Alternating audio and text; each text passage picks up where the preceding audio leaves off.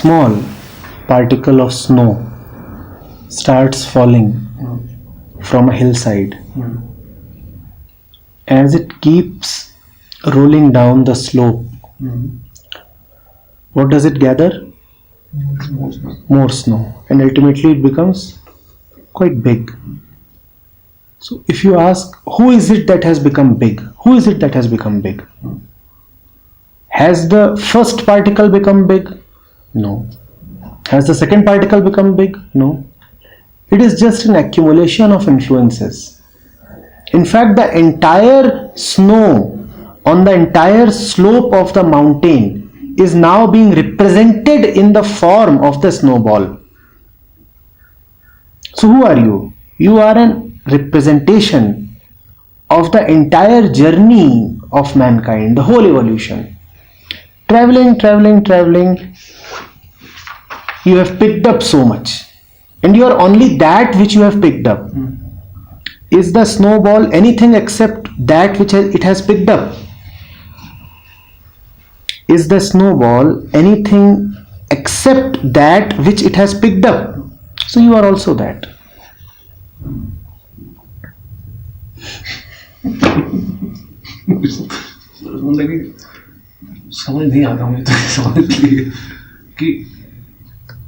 Don't go too far back, start from the immediate thing. Some part of your genetical composition comes from your father, from your mother. Father took it from many other places, mother also took it from many other places. So to whom does it belong? To everybody. Don't you see that? It is everybody who finds an expression in you. But the expression is partial. In terms that the snowball cannot totally represent all the snow. It will only represent that which it has experienced. So the expression is partial in that sense, and that is why people differ.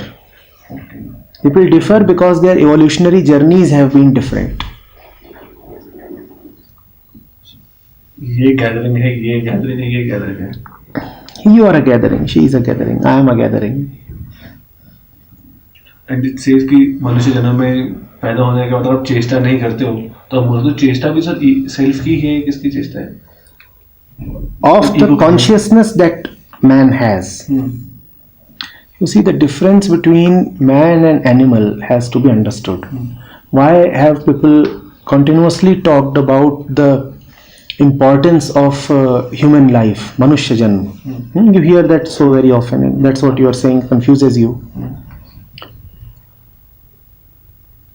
Man thinks, man is conscious, man analyzes. Now this analysis, this thought, this yearning to know and to be peaceful, to be relaxed in knowledge, can work two ways.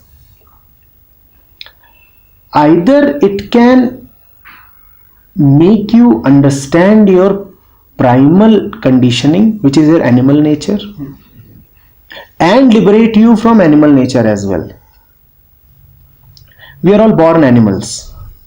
We are all born like puppies and kittens. Puppies and kittens remain what they are. They have no longing to be liberated. At least no conscious longing to be liberated. Liberated from what? Liberated from the cycle of birth and death, from wanting, not wanting, from experiencing, from suffering pain and pleasure. They are alright as they are. Settled, contented. And that is not too bad a place to be in. You are alright with your limitations. You are alright as a dog. Man is not alright as man. Do you see this?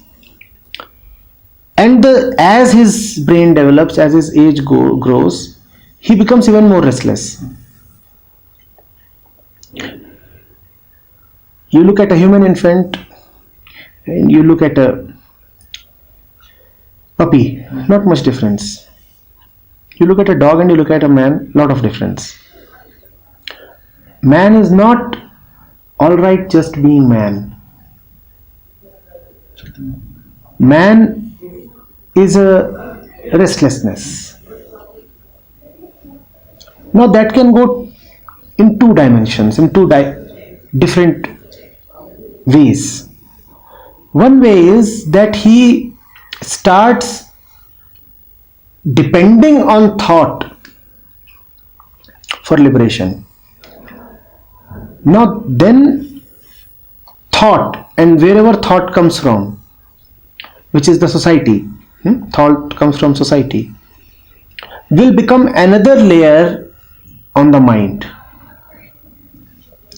You were already an animal, now you also become a social being, a thinking being. You started thinking so that you could be liberated from your animalistic instincts. You did not like that you were a prisoner of lust, fear, insecurity. These are things that even an animal experiences, does it not? You did not like all that. So that you may be liberated, you turn towards thought. You turn towards the order of thought, which manifests itself as civilization in social terms. So you did all those things. But all those things, instead of liberating you from the animal, just became another beast on your mind. So you are already the animal, and now you are animal plus the new beast. And the new beast is ideas, thoughts, social conditioning, concepts, books, knowledge. This is man's predicament. This is what usually happens. But there is an alternative. We said there are two ways. The second way is that man, instead of depending on thought, depends on something or somebody else, and then thought remains just an instrument, a tool. Man is restless. He is bound to go to something. He is bound to depend on somebody. He could either depend on his own capacity, which is the capacity of the thinking mind,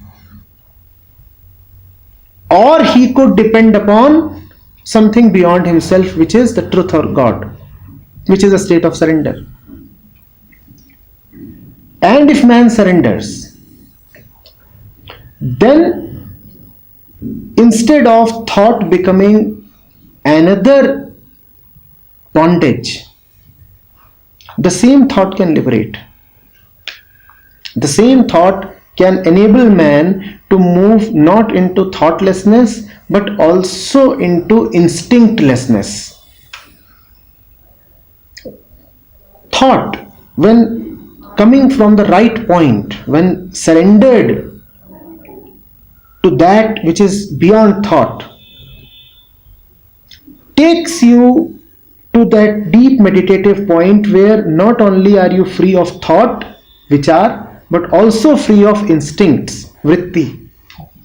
And now you are liberated not only from the society but also from the animal. Are you getting it? Now you are the Buddha. Man is born as dog and then becomes worse than dog. So the dog is usually better than the man. Man is born as dog but progressively becomes worse than the dog. Doubly conditioned. The dog is only physically conditioned, man becomes both physically and socially conditioned. Worse than the dog. But it is possible for the man to go beyond the dog. The dog will remain a dog. Born a dog, died a dog. Man is born as dog, but it is not necessary that he will die a dog. He can die a Buddha. In fact, only the Buddha dies. Others continue living as dog. Their evolutionary journey continues. Now they are a dog, next they will be a cat, then they will be born as a human being, and somebody will come and say, oh, it is such great fortune for them that they are now human beings. Nothing. The dog became the parrot became the river became the bacteria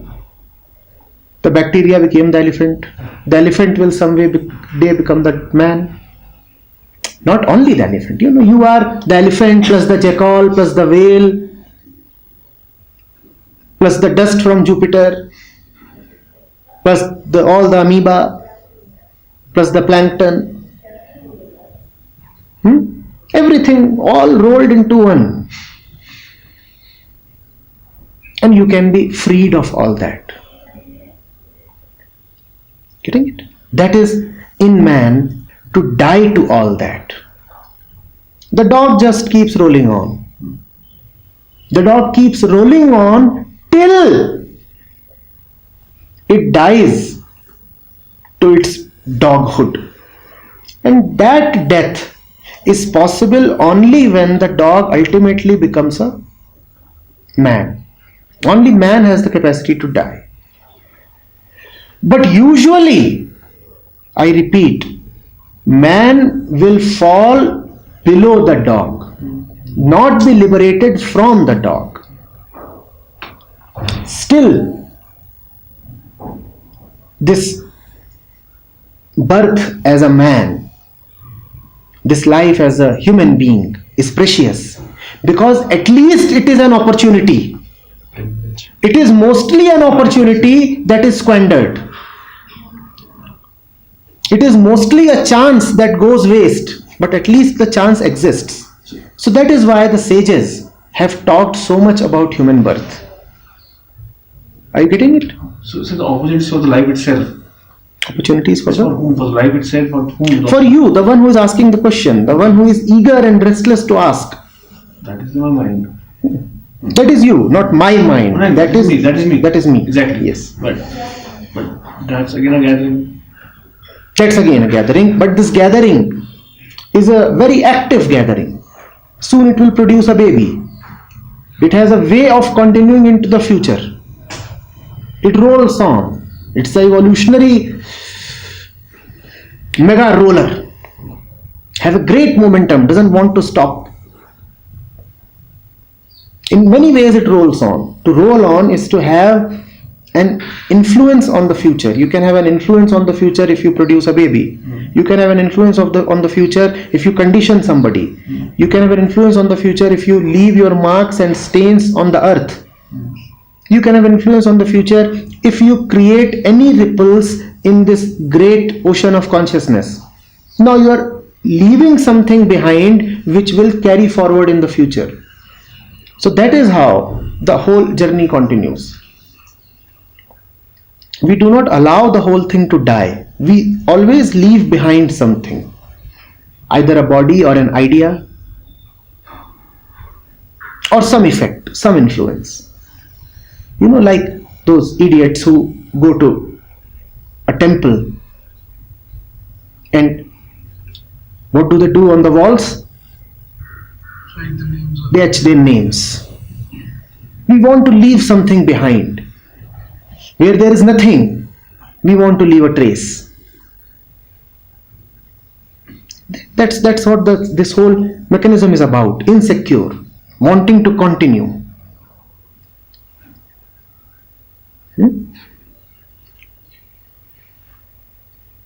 So this is 100% a privilege of man only to. It is not only a privilege, it is mostly a misfortune. Don't be bloated up. To be born a man is mostly less of a privilege and more of a misfortune. Remember, a dog does never fall from its dog level. Have you ever seen a totally corrupted dog? A vicious planning dog? A dog with a nuclear arsenal? Ever seen a dog? To be born a man is mostly a great misfortune.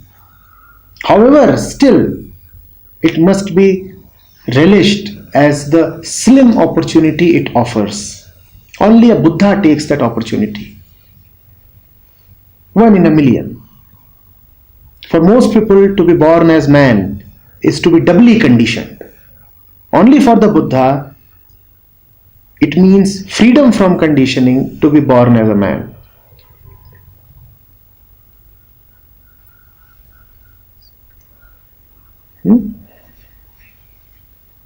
We are just being optimistic when we sing about the virtues of Manushjanam.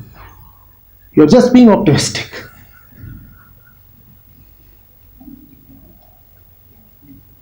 Potentially, yes, to be born a human baby is wonderful, but only potentially.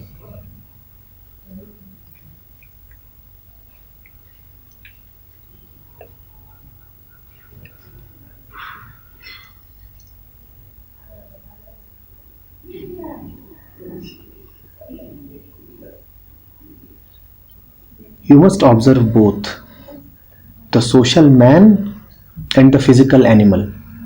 If you observe the social man truly, you will have immediate freedom from social conditioning. And if you observe the physical animal closely, you will have immediate freedom from physical conditioning. Having observed a dog and bitch playing the game of mating, of sexual union, you will know what your urges are all about. Then all that which is corrupted in your sexual movements will vanish. When you look at the movements, the endeavors of the bitch, when you look at the desperation of the dog, then you will not be able to avoid seeing that both the dog and the bitch exist in you and your partner.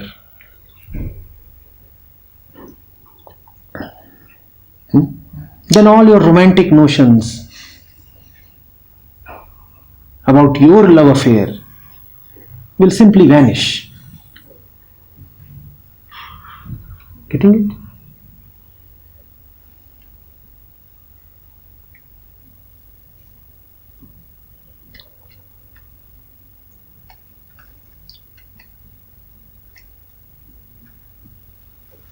You look at the bitch taking care of the puppies.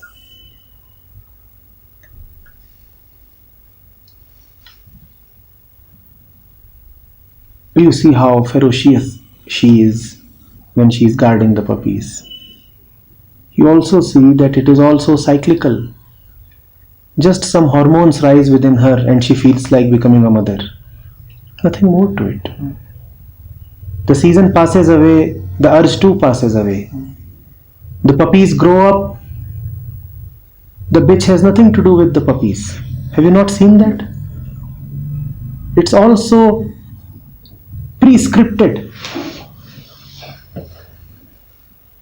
The female animal will want to become a mother. The baby will be born and there will be an attachment between the mother and the baby, and then the season will pass away and then she'll again want to become a mother. Now how can you take your own urge to become a mother seriously? Anyway, if you do now become a mother, you will be a mother of a very different quality. Now you would have gone beyond the dog. Now you have gone past the bitch. Now you are really a mother. But that cannot happen unless you first see that what you usually call as sacred motherhood is just that. The very mechanical biological game.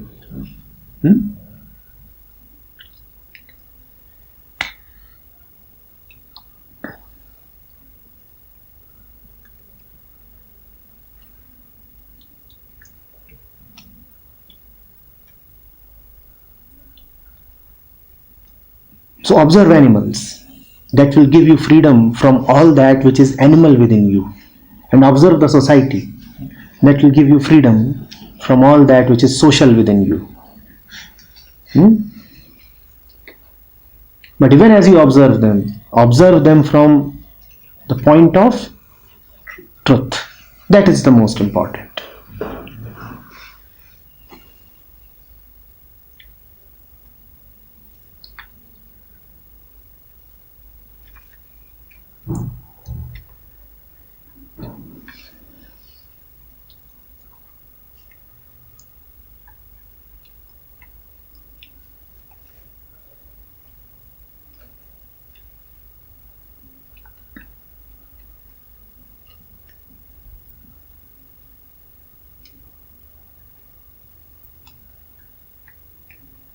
And if ever you have to choose between the social and the animal, what must you choose? The animal. Because the social is doubly conditioned. The animal is at least just an animal.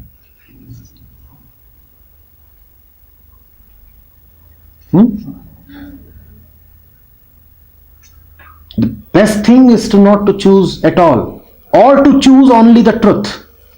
But if ever you are faced with this choice, that you must choose your bondage. Now what must your bondage be? A social bondage or an animal bondage? Then go for the animal bondage. The animal bondage will be easier to break.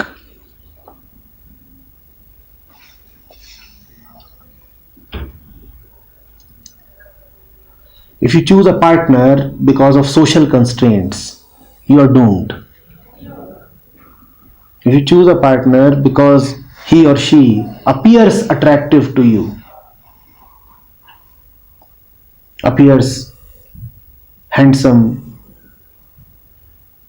or fertile, this too is a curse, but this is a smaller curse.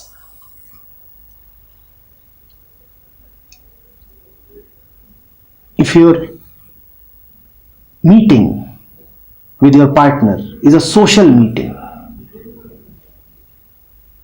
the social man is meeting the social woman, then it is a doubly doomed meeting.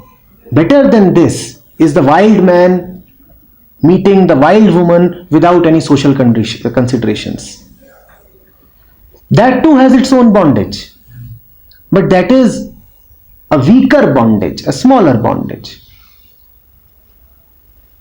So better than meeting your man or woman socially is to meet your man or woman like a wild animal.